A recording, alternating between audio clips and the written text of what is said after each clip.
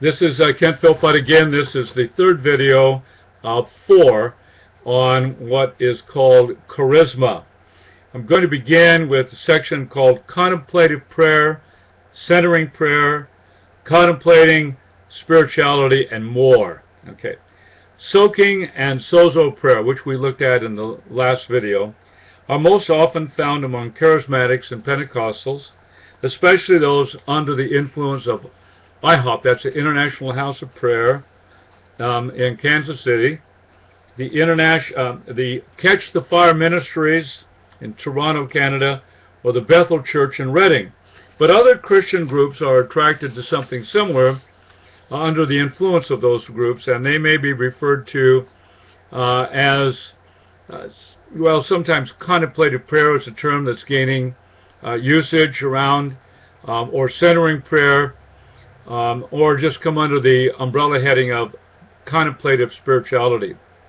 While a doctoral student at San Francisco Theological Seminary in San Anselmo, California, Presbyterian School, I had occasion to learn about contemplative forms of Christianity.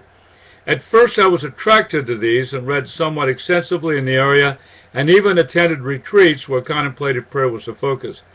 For some reason, it never worked out for me. In fact, I would engage in some rather heated debates with some of the spiritual discipline mentors, but I learned firsthand what was involved. Now, years passed, and I heard little of contemplative spirituality, and when I did, it was from a book by Richard Foster and others writing in the same vein. Then emerged the emerging church, which is still with us, and once again, contemplative prayer is on the agenda. The focus here is on meditation, but not the kind of meditation we find in the Bible. That focused, alert, thoughtful attention to God for who He is and what He has done in His Son, Jesus Christ.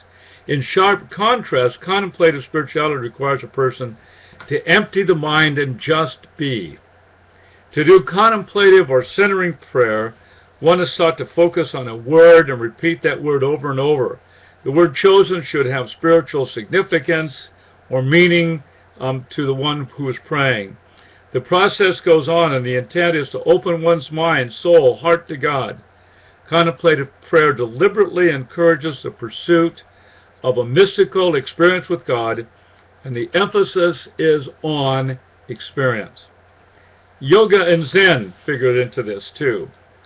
While both practices, yoga and Zen, utilize meditation, concentration, and focusing, and while both may use mantras or koans and various forms of music, it is not common for practitioners of yoga and Zen to encounter spiritual entities while in states of trance.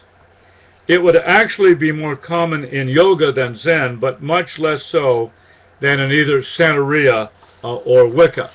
And of course, especially in Wicca, those entities are going to be encountered, but they also will be in Santeria.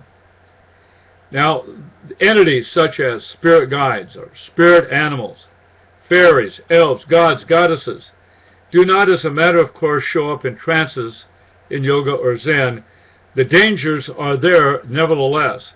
Hindus and Buddhists in trance states will encounter more than nothingness while in deep meditation, as will their Western counterparts when learning how to enter advanced states of meditation or concentration.